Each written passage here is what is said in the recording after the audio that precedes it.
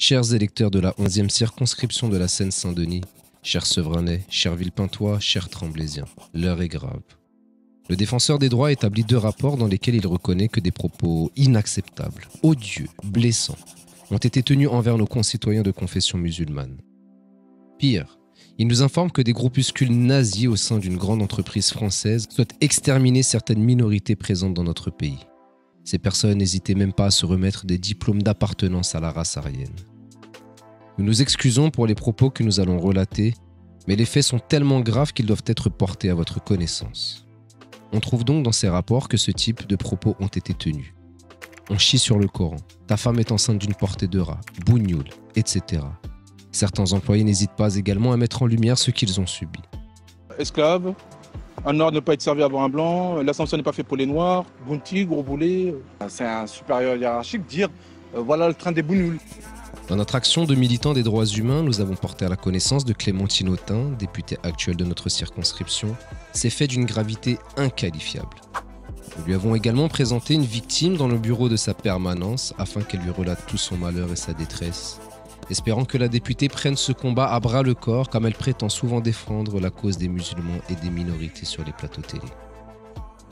C'était une bonne occasion pour Madame Autain de démontrer que ses actions étaient en concordance avec ses discours. Les promesses furent au rendez-vous. Je vais faire une question écrite au gouvernement, une question orale, je vais profiter de ma notoriété médiatique pour alerter les médias, nous dit-elle ce jour-là. Plusieurs années après, avez-vous vu Madame Autain traiter ce sujet comprenant apologie de crimes contre l'humanité, discrimination, islamophobie, etc. et apporter son soutien aux communautés visées par ces atrocités? L'avez-vous entendu parler de ce combat au sein de l'Assemblée nationale? Non. Par contre, pour parler d'une tarte à la crème reçue par son collègue M. Coquerel dans la rue, elle a pris la parole pour dénoncer ces faits. Monsieur le Président, je veux alerter notre Assemblée sur le fait que notre collègue Éric Coquerel, hier soir, a été entarté en se rendant à une initiative. Et il se trouve que cet acte brutal a été revendiqué par l'Action française, qui a immédiatement mis la vidéo sur son site, sur les réseaux sociaux. N'y aurait-il pas là un problème de hiérarchisation des priorités d'action? Une tarte à la crème mérite une question à l'Assemblée nationale, mais on chie sur le Coran et des nazis souhaitant exterminer les musulmans, les arabes et les noirs. Tout cela ne mérite que silence et mépris. Il faut également savoir que Madame Autain fait partie des personnes qui ont participé et encouragé l'expulsion de nourrissons avec leurs parents d'un bâtiment communal en collaboration avec le maire de Sevran, Stéphane Blanchet.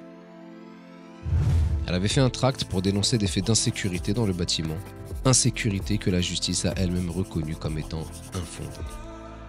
C'est également cette même personne qui disait à propos de M. Blanchet en 2020, après lui avoir fait la guerre en 2014. Et je voudrais ici appeler solennellement à voter à Sevran pour la liste emmenée par Stéphane Blanchet. Alors, c'est le maire actuel, Stéphane Blanchet, qui emmène cette liste.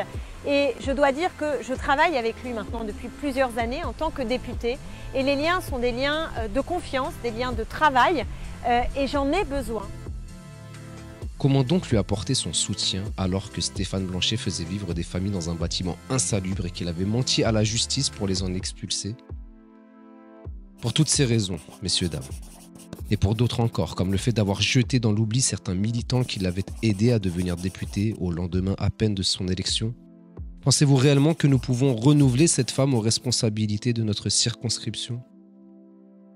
La communauté musulmane va-t-elle se laisser berner par les discours de cette femme sans vergogne qui préfère parler de tarte à la crème que d'apologie de crimes contre l'humanité? Je pense que nous devons tous être clairvoyants et faire preuve de discernement en empêchant radicalement cette femme de briguer un second mandat sur notre circonscription dans laquelle, à ce qu'on dit, elle ne serait même plus inscrite sur les listes électorales. Notre circonscription n'est pas un jouet politique dont on se sert pour grandir et jeter une fois qu'on n'en a plus besoin. Allons-nous donc laisser cette personne utiliser notre territoire pour ses ambitions personnelles, alors que son bilan pour notre circonscription pour les 5 années qui viennent de s'écouler est quasi inexistant?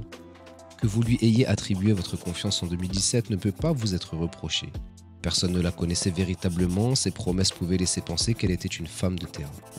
Mais par contre, aujourd'hui, en 2022, il serait totalement inconcevable et indigne de prêter main forte à cette femme pour un second mandat en pleine connaissance de cause et de qui elle est véritablement. Comme le disait l'illustre Albert Einstein, la folie, c'est faire toujours la même chose et s'attendre à un résultat différent. Serions-nous devenus fous en revotant pour Madame Autain et s'attendre à un résultat différent? À toutes les personnes qui soutiennent cette femme, sachez qu'il n'est jamais trop tard pour bien faire ou pour mieux faire. Changer de camp pour fuir le mal est une obligation citoyenne et morale en ces temps de racisme et de discrimination raciale. Et à tous ceux qui prétendent défendre l'Union nationale des partis de gauche ou qui se cachent derrière cette mascarade tout en sachant pertinemment que M. Mélenchon ne sera jamais élu Premier ministre, il vaut mieux défendre ses convictions pour le peu qu'il en reste que d'alimenter cette fausse stratégie ne visant qu'à enrichir davantage des partis politiques qui toucheront des millions d'euros chaque année simplement parce qu'ils auront réussi à vous vendre du rêve. Chers électeurs, chères communautés, chères minorités, il est encore temps. Maintenant, vous savez.